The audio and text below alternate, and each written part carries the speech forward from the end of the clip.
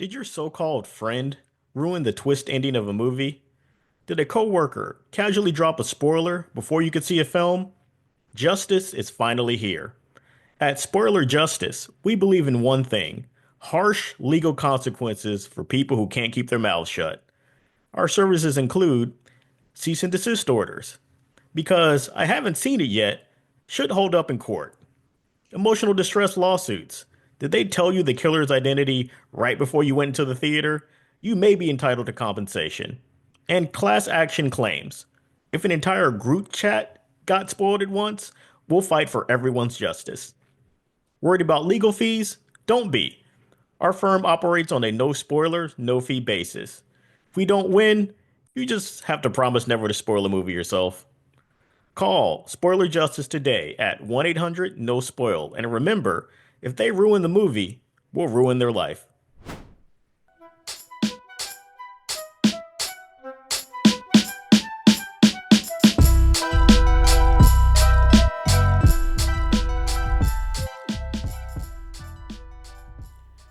Welcome to Movie Postmortem, where we dissect films of all kinds, whether they're good, bad, or those guilty pleasures we just can't quit.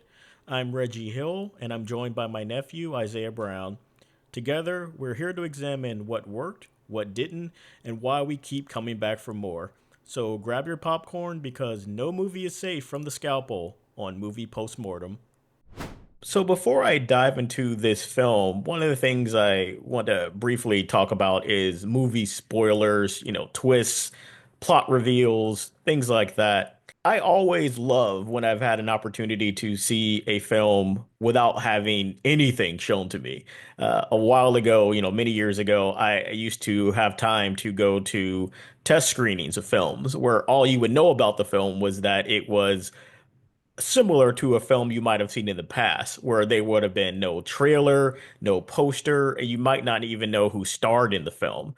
And this was great because some true gems of films I got to experience that way without knowing anything about them was just really great. And I still remember seeing Superbad, the comedy, that way, where it was about probably 9 or 10 months before it came out, and seeing that sight unseen, not knowing anything about it, not having any joke spoiled by the trailer was just phenomenon. And not even knowing what cast members were going to be in it and just experiencing that film was just such a memorable thing to me. Unfortunately, today it's a lot harder to go into a film that fresh.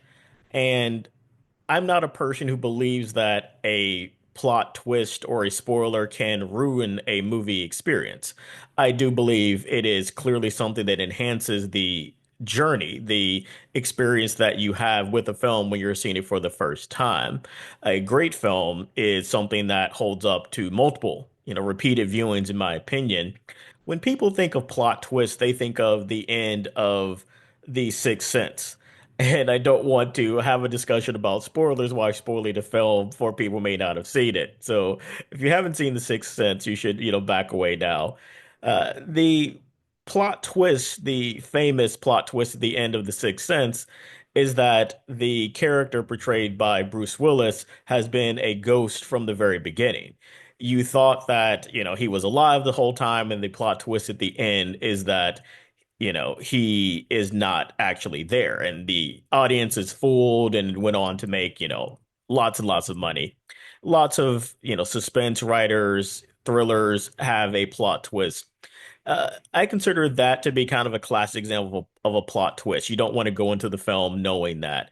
Um, a actual premise twist, or maybe still a plot twist, but not a twist ending, is something that happens a lot earlier in the film that still leaves room for surprises. And so maybe it's best to describe that classic ending of The Sixth Sense as a twist ending, but as a plot twist, I would say that actually occurs much earlier in The Sixth Sense. It would be the reveal by the child that he sees dead people.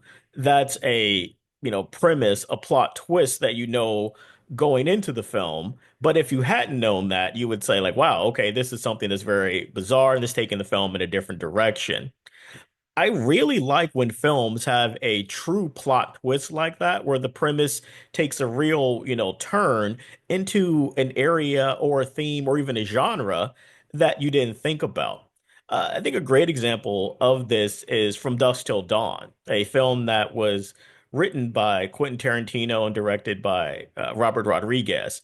Knowing, Quentin Tarantino, watching the film, the acting, you think it's just another, crime drama, you know, maybe it's going to be a violent thriller with lots of dialogue in a very Tarantino-esque fashion.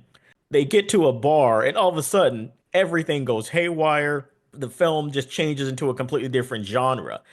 Had that not happened, that plot twist, which again, I don't want to reveal here for people who might not have seen From Dusk Till Dawn, it shifts it into a direction that I hadn't expected. But even if it hadn't done that, I would have been interested in where the film would have gone. I've always said this is very true about Predator, and Predator came out so long ago, I'm not going to worry about spoiling it because, again, it's in the premise of the trailer itself. Predator, when you see Arnold and his military, mercenary crew just decimate this village and that you see them set up to have a film about their attempt to flee before the rebel forces, attack them before they can make it to their extraction point, you would say, okay, great, I get this. This is a standard, military action film. Then there has a twist that there is this an alien hunting them, from outer space. That's a plot twist that you see very early in the film. It's a first act twist. It's not really a surprise. It's not a surprise in the trailer or anything like that. But just think how amazing films would be if you can kind of go into them without having anything spoiled, including the type of film it really is. Films are very expensive to see nowadays. They're a commitment. And so I understand people wanting to know something about what type of film you're going to watch before you sit down, you pay your $25 and you're dedicating 2 hours of your time to a film. I just really wish there was a way for marketing to not reveal all of the uh, twists, the surprises, the journey that you're going to experience while watching a film. And this was the first thing I thought while watching Companion. Companion, from his first trailer, seemed like a very weird psychological thriller where you see a character, you assume it's a boyfriend or a husband preparing a meal for his, girlfriend or wife. And it seems like there's obviously tension in the room. She's like emotional, crying a little bit. And then that's when things get really weird. You see him place a candle in front of her outstretched arm, and her arm and her clothing starts to set on fire. And then you see her just grimacing in pain. You also recognize and see that she's handcuffed to the chair. And so you get the idea this is some kind of horribly abusive, toxic relationship. And then the trailer for the film just kind of ends there. And that's the teaser for Companion. Once I saw that teaser, I was hooked. I was like, okay, I really want to know what this film is about. Where is this going? And that was the only information that I had about the film until a few weeks ago when they had a second trailer and a poster that revealed more about what the film is actually about. Companion is a film that I think is smart. I think it's funny. I think it has a lot to say about today's world and how things might be not too far off in the kind of near future. It's a film I would give a rating of about 3.5 stars out of 5. I think, at its best moments, it's a 4 out of 5 star movie. So I would recommend that you see it without seeing or knowing anything else about it. For me to talk about the rest of Companion, I have to delve into the actual premise of the film. And this is something where normally I would say the premise does not take away from the enjoyment of the film. As I'll talk about in a few minutes, I knew the general premise because that had been, quote, spoiled, unquote, by the main second trailer. But knowing that, the film is still really funny and it's still just really enjoyable ride. And so I'm going to pause, play some music. So if you want to shut down your podcast before I get into the spoiler filled review, give you time, and then we'll come back with my review of Companion.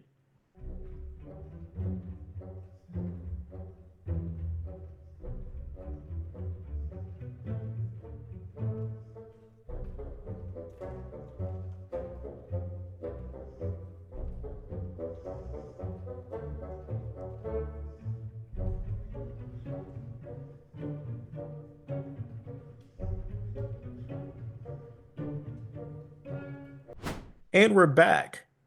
So now I will dive into my review of Companion, which I would consider spoiler light.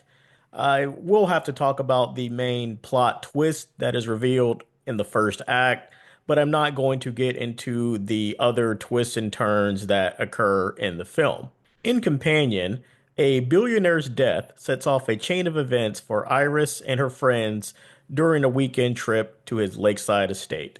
This film is written by writer and director Drew Hancock, and the best way for me to describe this film would be to say ultimately it reminded me of a really fun episode of Black Mirror. This anthology series talks about how technology interacts and changes our lives. Some of the stories are very dramatic, some are funny. They all kind of have a different feel, but they all play around with how technology is, not necessarily bad, but it's changing the lives of people. And I say it's about technology because the big plot twist or reveal that you see in the story is that Iris, the woman we meet when the story first opens, she's remembering when she met her boyfriend Josh. They have a very meet cute situation where he causes a pile of oranges to fall all over the ground at a grocery store, and this is how they meet. They're going to this lakeside retreat. Some friends of his are, eager to meet her. She's worried that they won't like her. She's nervous. Josh is telling her not to worry about anything. And so you get the sense that this is sort of a standard, relationship drama type of movie where Iris is somebody who feels at odds with her significant other's friends and is a story that's probably going to be set around this type of awkwardness. The estate is owned by a billionaire who eventually starts to hit on Iris. He pushes this too far where he attempts to sexually assault Iris. And in self-defense, she murders this billionaire. Iris comes back to the rest of her friends, including her boyfriend, and she, confesses this to them. She's very emotional. She's, understandably distraught and frantic. She's covered in blood. And while everyone is freaking it out, about this situation, Josh just simply tells her to go to sleep. And she shuts down the way that a computer, would.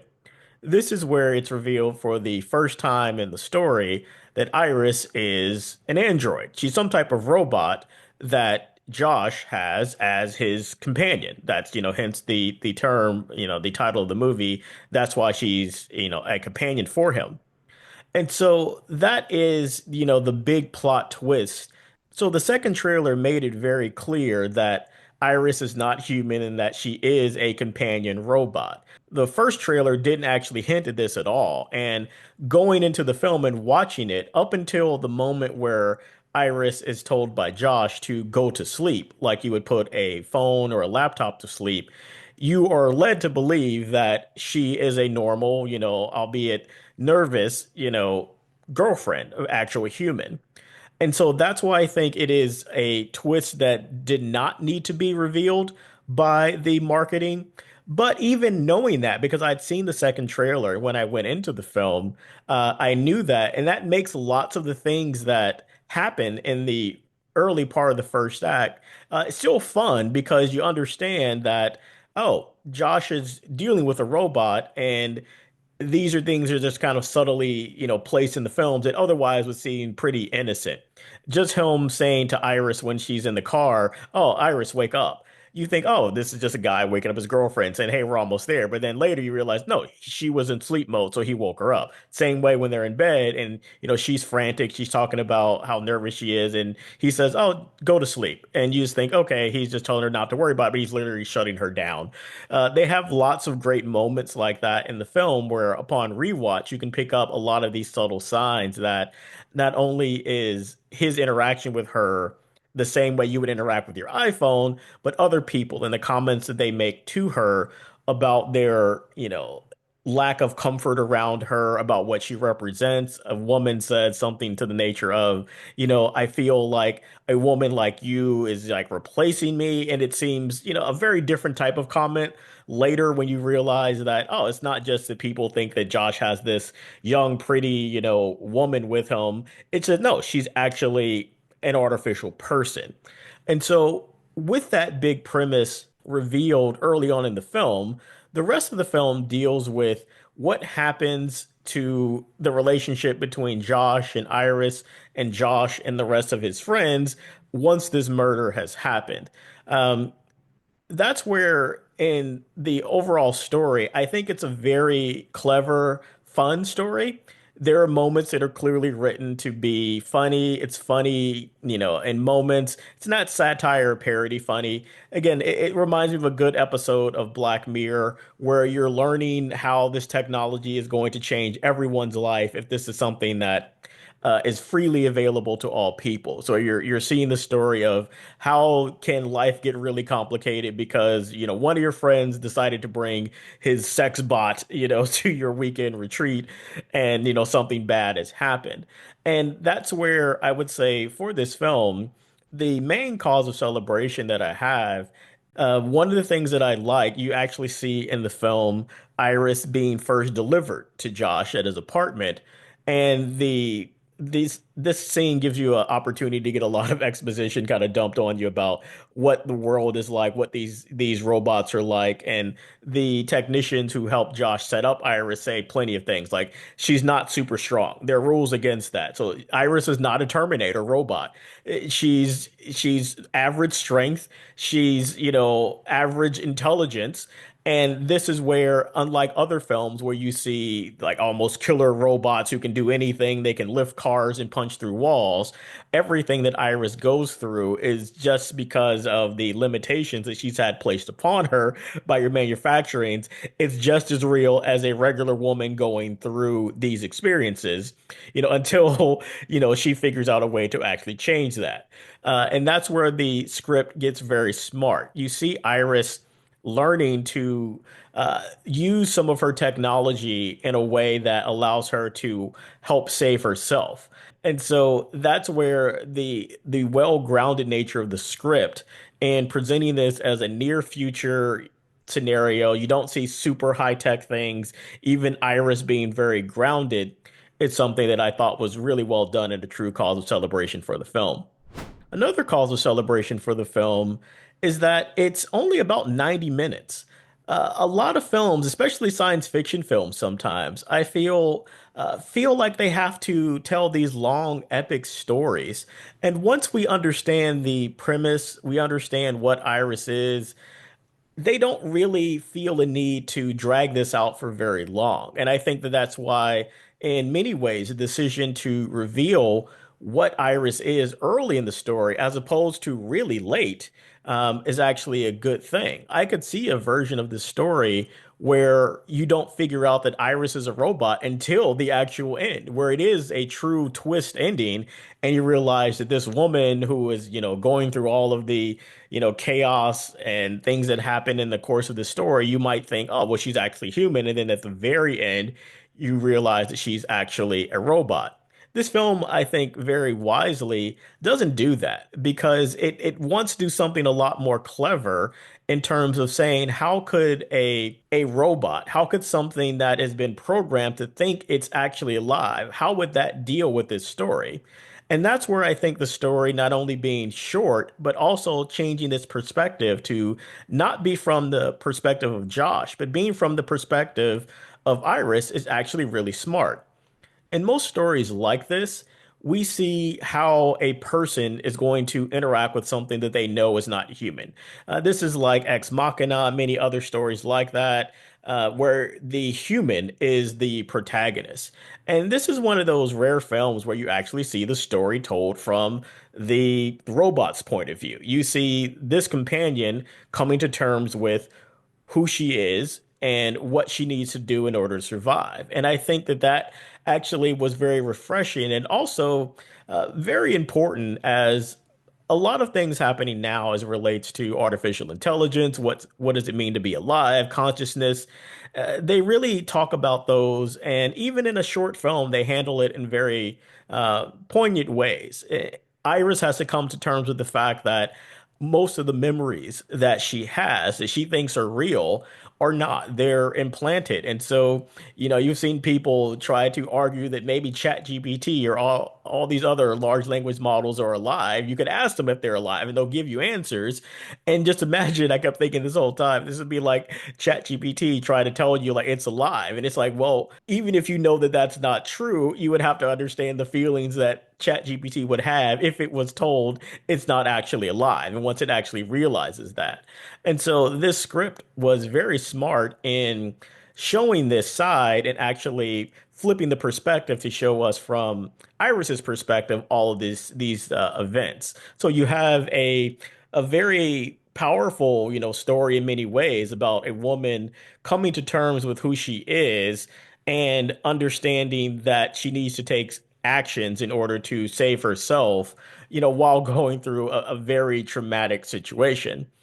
The last cause of celebration I have for this film is Sophie Thatcher herself. She does a phenomenal job. So many people have portrayed robots, androids, and usually it's kind of mixed results. She has the kind of luxury, I think, here where you get the idea that this is an advanced companion model, so she doesn't have to ever sound or act robotic. She does have to act very traumatized, very confused, yet on the verge of kind of a major breakthrough in terms of her own self-confidence and believing in herself in the story.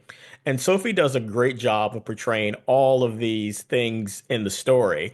And I think that's where it's the added benefit of the story that she's not supposed to be the super strong Terminator model. And so a lot of times I think that is what we think of when we think of people acting like robots is the stiff movements or superhero like strength and other things that usually saps any type of humanity, or relatedness out of these performances. But here, because Iris is a well-designed, system that is supposed to act and think it's human and does not have super strength or all these other things, Sophie gets a chance to still be vulnerable because Iris is still vulnerable. And so that's the thing that made the story so relatable is that Iris is as vulnerable as any woman would be in this situation. And so what you're really looking at is a standard, sort of horror film in that regard, where this is a person, a protagonist that we're really rooting for because she is as vulnerable as anybody would be in this type of chaotic situation.